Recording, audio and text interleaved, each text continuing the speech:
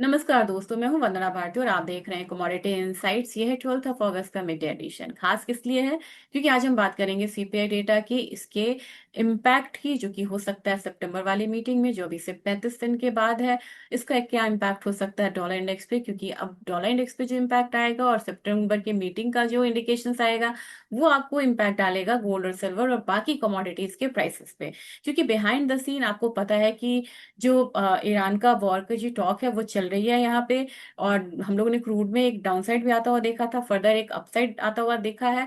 तो मुझे लग रहा है कि आज के दिन में आपको इसके अलावा इंपॉर्टेंट हो सकता है कि क्रूड की इन्वेंट्रीज घट के आने वाली है और ये अपसाइड जो है क्रूड में थोड़ा सा बढ़ता हुआ नजर आ सकता है। इन सब चीजों पे बात करेंगे और लेंगे आज कुछ मेटल्स स्टॉक्स को, जिसमें यहाँ पे हिंदुस्तान जिंक है, कॉपर है, फिर आप एनएमडीसी ले सकते हैं। यहाँ पे कुछ स्टॉक्स को यहाँ पे कवर करते हुए नजर आएंगे कि बेस मेटल का इम्पैक्ट आने वाले समय में उन पे किस तरीके का हो सकता है।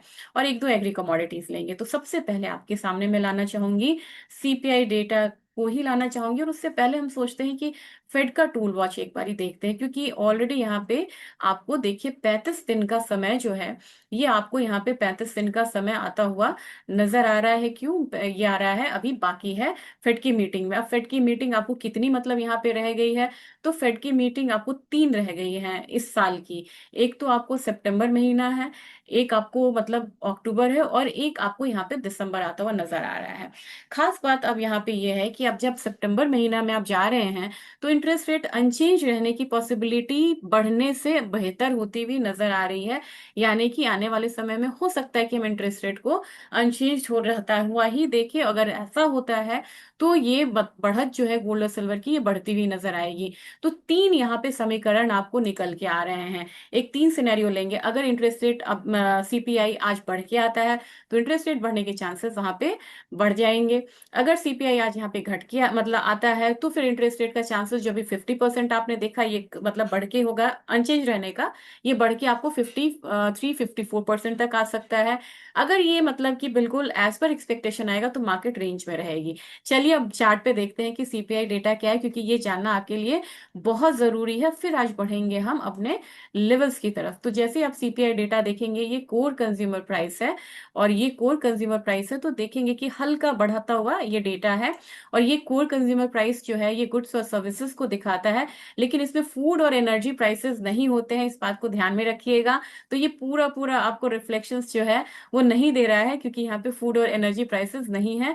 और इस बार की उम्मीद है कि ये जो मतलब कि जुलाई 14 पे मतलब 0.0% के करीब था, ये इस बार थोड़ी सी बढ़ के आने की उम्मीद है। तो इस बार ये ध्यान रखेंगे कि कोर इन्फ्लेशन बढ़ता है या घटता है।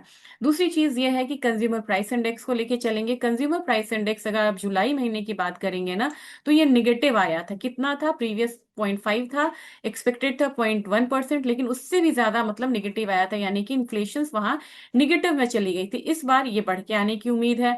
अब यहाँ पे देखेंगे consumer price index Y on Y, मतलब ईयर ऑन ईयर बेसिस पे अगर हम देखेंगे, तो इस हिसाब से मुझे लग रहा है कि थोड़ा सा बढ़ता हुआ नजर आ रहा है। 3.5% है, इस बार की उम्मीद है 3.4%। तो अगर इन्फ्लेशन आपको कंट्रोल में रहता है, क्योंकि इनका एम्प्लॉयमेंट डेटा सही है, तो फिर आपको फेड के मतलब कि इंटरेस्ट रेट हाइक के चांसेस कम होते हुए नजर आएंगे। अब चलिए एक बारी हम बढ़ते हैं अपने नॉर्मल रूटीन मतलब इसमें।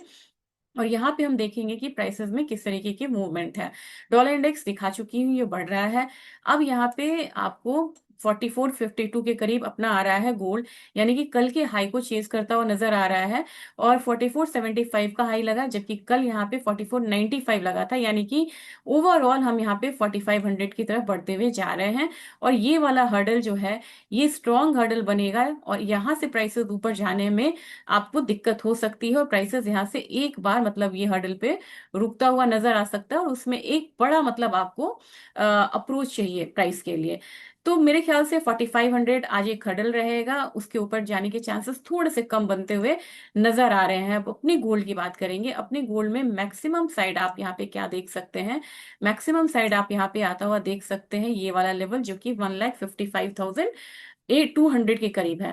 तो अगर आज आपको ये लेवल मिलता है तो आप निकलिए, नहीं तो आज थोड़ा सा दबाव जो है सीपीआई डेटा से पहले गोल्ड प्राइसेस में आता हुआ दिख सकता है, और ये गैप फिल हो सकता है। इस गैप फिल होने में टाइम है।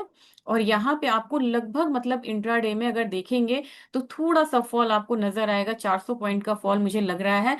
तो किन्हीं को अगर बाइंग करनी है तो 400 पॉइंट का फॉल का वेट करिए, 1,53,900 के करीब ही आपको एक बार बाय प्राइस बनाना चाहिए। अभी आपको बाइंग नहीं करनी चाहिए, क्योंकि अभी फिलहाल में यहाँ पे एक सेलिंग नजर आ रही है, और बाइंग होगी भी तो 1,55,200 के करीब रुकती हुई नजर आएगी। अब बात करते हैं सिल्वर की। सिल्वर में मुझे लग रहा है कि सिल्वर में आज जो प्राइसेस जो है वो बिल्कुल बढ़ता हुआ नजर आएगा, और एक बारी प्राइसेस को अगर देखें 65.4 के करीब है, और मुझे लग रहा है कि 65.4 के करीब है तो ये बढ़ के मतलब कि ऊपर जा सकता है 66.5 तक, जिसका नेक्स्ट मतलब आपको एक मींस रेजिस्टेंस की तरफ जो है, यही आपको एक रेजिस्टेंस जो है बनता हुआ नजर आ रहा है। ये रेजिस्टेंस आपको रहेगा, एक बारी मैं इसे सेट करती हूँ, ये रेजिस्टेंस आपको रहेगा 67.97 का। तो $68 तक लग रहा है कि वन गो में यहाँ पे नहीं जाएगा सिल्वर, लेकिन आने वाले समय में $68 तक जाता हुआ दिखाई दे सकता है। लेकिन आज थोड़ा सा करेक्शन पहले आने दीजिए, तब बाइंग में जाइएगा। बिल्कुल बाइंग में भी फिलहाल नहीं रहिए, क्योंकि नीचे की तरफ अगर सिल्वर आती है तो 2,34,000 के करीब आ सकती है। और ये वो लेवल है जब यहाँ जहां पे आप लोगों ने काफी सारे पोजीशंस मतलब कि सेल में ट्रैप भी हैं आप लोग, काफी सारे यहाँ पे स्टेटमेंट्स आए थे या फिर आपका क्वेरी आया था। तो जो सेल में यहाँ पे ट्रैप है उनको आज निकलने का मौका सिल्वर दे सकती है। तो फिलहाल थोड़ा सा दबाव है, और ये दबाव जो है हो सकता है कि शाम के सत्र में आते आते मतलब यहाँ पे करेक्शन पर से एक बाइंग जो है वो आपको नजर आएगी। और ये टाइम क्या है, 6 बजे का टाइम है डेटा आने का। तो हो सकता है कि 6 बजे के टाइम बाद आपको सिल्वर में एक अपसाइड जो है वो मोमेंटम फिर से जारी होता हुआ दिखाई दे। अब हम बात करेंगे यहाँ पे क्रूड ऑयल प्राइसेस की। क्रूड ऑयल प्राइसेस जो है एक अपसाइड लेगा तो यहाँ पे 8200 के करीब आएगा। मैंने 8200 8100 बोला था। ऑलरेडी जो हाई लगी हुई है वो 8049 की यहाँ पे हाई है, और मेरे ख्याल से आपको एक बारी निकलना भी चाहिए, क्योंकि इन्वेंट्री तो डाउन होके आने की उम्मीद है। लेकिन अगर आपको शाम के सत्र में सीपीआई में कुछ गड़बड़ी हुई ना, तो यहाँ पे मार्केट में हल्का करेक्शन आता हुआ दिखाई दे सकता है। तो आपको यहाँ पे निकलना चाहिए 8100 के करीब, अगर आप यहाँ पे बाइंग में हैं। और हमारे मार्केट के अलावा अगर नाइमिक्स की बात की जाए तो नाइमिक्स में मुझे लग रहा है कि प्राइसेस एक बार $86 पे आता हुआ नजर आएगा। नेचुरल गैस में आज क्लियरली मुझे लग रहा है कि एक लेवल ऊपर आना चाहिए पायदान उसको, और 271 पे आना चाहिए नेचुरल गैस को। तो मेरे ख्याल से अगर नेचुरल गैस की बात की जाए तो एक बारी ये वाला लेवल आपको बनता हुआ नजर आएगा। 271 से लेके मुझे लग रहा है कि ये गैप फिल करने के लिए ये आ सकता है, और ये लेवल आपको लगभग बनेगा 275 के करीब का बनता हुआ नजर आएगा। तो इस लेवल पे एक बारी आपको यहाँ पे मतलब बाइंग जो है वो कंटिन्यू रखनी चाहिए, और यहाँ पे जाके आपको एक बारी निकलना भी होगा, क्योंकि अगर आप यहाँ से नहीं निकलते हैं तो फिर आपको ट्रैप भी हो सकते हैं नेचुरल गैस में। चलिए अब एक बात हम करेंगे यहाँ पे एल्यूमिनियम काउंटर में। आज बच के रहिए, क्योंकि एक करेक्शन जो है वो मुझे नजर आ रहा है फिलहाल 353 तक प्राइसेस आ सकते हैं। जिंक में आपको बढ़ सकता है, जो मैंने 397 बोला था। कॉपर के प्राइसेस आपको यहाँ पे थोड़ा सा करेक्शन ले सकता है, तो 1376 तक का रेंज जो है वो नजर आएगा। मैंने आज के लिए 1385 बोला था, तो ऑलरेडी 1384.85 आ चुका है। हो सकता है कि आप लोग यहाँ में कुछ लोग मतलब यहाँ पे निकलते हुए भी नजर आए। लेकिन आज बढ़ने से पहले हम देखेंगे यहाँ पे इकोनॉमी में नहीं, मुझे ऑल करना होगा। हिंदुस्तान कॉपर देखते हैं, और ऑलरेडी मैंने आपको यहाँ पे 600 के टारगेट्स दिए हुए हैं कि 600 ये आ सकता है। तो ऑलरेडी यहाँ पे प्राइसेस जो है 571 के करीब हाई लगा के गया है। इंट्राडे में भी यहाँ पे हम लोगों ने देखा प्राइसेस को 571 570 आता हुआ हम लोगों ने देखा है। तो 600 तक यहाँ पे प्राइसेस धीरे धीरे करके आएगा। अब ये रिफ्लेक्शंस आपको ज्यादा तब आएगा कॉपर के प्राइसेस का, जब यहाँ पे क्रूड ऑयल प्राइसेस थोड़ा नीचे की तरफ आया है और कंपनी का मुनाफा बढ़ता हुआ नजर आएगा, क्योंकि क्रूड ऑयल प्राइसेस जो $120 की थी अब यहाँ पे $85 की है। तो हल्का हल्का यहाँ पे अब रैली जो है मेटल्स स्टॉक्स पे आते हुए दिखाई देगी। हिंदुस्तान जिंक को एक बारी हम देख लेते हैं। हिंदुस्तान जिंक आपको ये रहा। हिंदुस्तान जिंक में अभी थोड़ा सा यहाँ पे करेक्शन साइड है, लेकिन आपको यहाँ पे बनाना चाहिए कहाँ पे, 580 के करीब। और नियर फ्यूचर में मुझे लग रहा है कि थोड़ा सा टाइम लेके, लेकिन एक बार ये जा सकता है 628 के करीब। फिलहाल इसमें दबाव है, करेक्शन आने दीजिए, करेक्शन पे ही आप इसे लीजिएगा। फिलहाल नहीं लीजिए, क्योंकि मैं एनएमडीसी भी देख रही थी। एनएमडीसी 60 अगर आप देखेंगे ना, तो वहां पे भी आपको थोड़ा सा दबाव है।